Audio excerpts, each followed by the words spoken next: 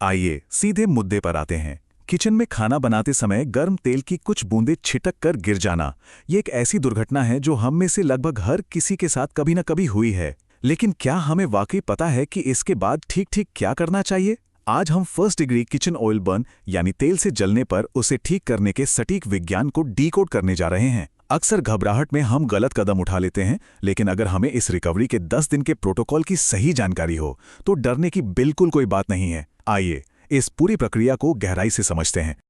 अब सबसे चौंकाने वाली बात पर ध्यान देते हैं, और वो है ये नंबर 30। जब तेल से जलने का संकट आता है तो रिकवरी के लिए सबसे महत्वपूर्ण खिड़की पहले 30 मिनट की होती है। ये सचमुच एक इमरजेंसी है। इस आधे घंटे के अंदर लिया गया हर एक फैसला ये तय करता है कि त्वचा कितनी जल्दी और कितनी अच्छी तरह से ठीक होगी। शुरुआती 30 मिनट ही तय करते हैं कि आगे का सफर कैसा रहेगा, तो यहां तेजी से काम करना बहुत जरूरी है। आइए आगे बढ़ते हैं और देखते हैं कि यह कैसे विकसित होता है।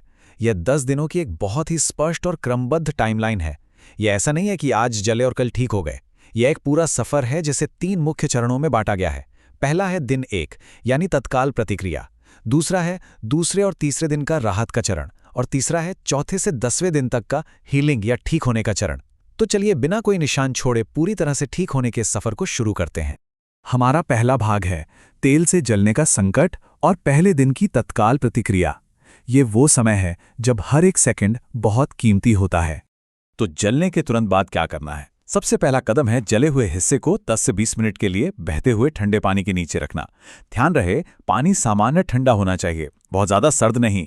इसके बाद एक स्टेराइल नॉनस्टिक गॉज या किसी साफ कपड़े से इसे बिल्कुल हल्के से ढक देना है।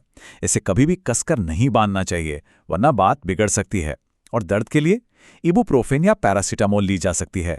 दिलचस्प बात यह है कि इबुप्रोफेन सिर्फ दर्द ही कम नहीं करती, बल्कि ये विशेष रूप से सूजन को कम करने में भी बहुत मददगार होती है। अब जरा इन दोनों के बीच का अंतर देखिए। एक तरफ सही देखभाल है और दूसरी तरफ वो खतरनाक घरेलू नुस्खे जिन्हें अक्सर लोग जल्दबाजी में आजमा लेते हैं। एक बात तो पक्की है, मक्खन का स्वाद टोस्ट पर बहुत अच्छा लगता है, लेकिन इसे कभी भी जली हुई त्वचा पर नहीं लगाना चाहिए।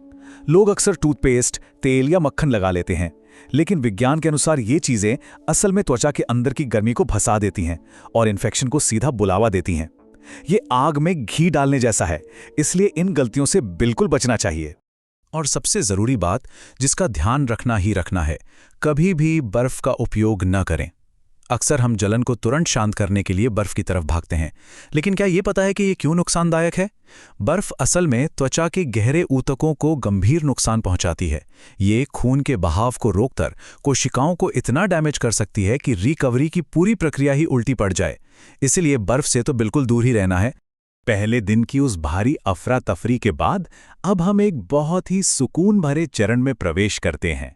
ये है हमारा दूसरा भाग, राहत।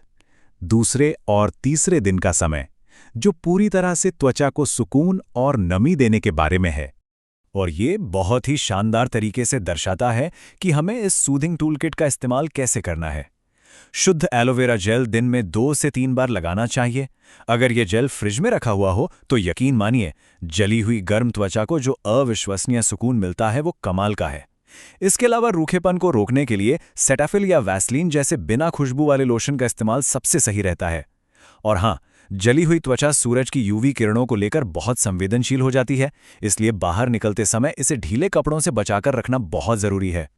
जैसे ही हम चौथे दिन में कदम रखते हैं, हमारा अंतिम और सबसे जादुई चरण शुरू होता है। ये है समाधान, यानी चौथे से 10वें दिन तक चलने वाली हीलिंग की प्रक्रिया।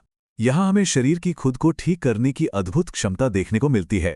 इस दौरान जो सबसे अच्छी बात हम कर सकते हैं वो है त्वचा को उसके प्राकृतिक तरीके से ठीक होने देना। अक्सर लोग घबरा जाते हैं जब चौथे दिन के बाद त्वचा छिलने लगती है, लेकिन सच तो ये है कि ये पूरी तरह से सामान्य है। ये कोई खतरे की घंटी नहीं है, बल्कि इस बात का सबूत है कि हीलिंग सही रास्ते पर है। आमतौर पर फर्स्ट डिग्री ऑयल बर्न 7 से 10 दिनों के अंदर पूरी तरह ठीक हो जाते हैं। और सबसे शानदार बात, ये पूरी रिकवरी बिना किसी दाग या निशान के होती है। लेकिन इस पूरे हीलिंग चरण का एक बहुत ही सख्त स्वर्ण नियम है जिसे बिल्कुल नहीं तोड़ना है। त्वचा को खरोचे या छीले नहीं। छिलती हुई त्वचा को देखकर उसे खींचने का मन होना बहुत स्वाभाविक है, हम सभी ऐसा करते हैं। लेकिन इसे हर हाल में रोकना होगा। अगर हम चाहते हैं कि रिकवरी के बाद कोई निशान ना बचे, तो त्वचा को अपने आप झड़ने देना होगा। यहाँ थोड़ा सा धैर्य हमारी त्वचा को हमेशा के लिए दागमुक्त रख सकता है। तो अब इस 10 दिवसीय रिकवरी प्रोटोकॉल की पूरी और सटीक जानकारी होने के बाद एक बड़ा सवाल सामने आता है। क्या अब समय नहीं आ गया है कि हम रसोई में होने वाली ऐसी दुर्घटनाओं और इमरजेंसी से निपटने के अपने पुराने तरीकों पर पुनर्विचार करें? सही ज्ञान और तुरंत उठाए गए सही कदम सचमुच एक बहुत ही दर्दनाक अनुभव को बिना किसी निशान वाली शानदार रिकवरी में बदल सकते हैं। बस हमारे शरीर को सही समय पर सही मदद की जरूरत होती है।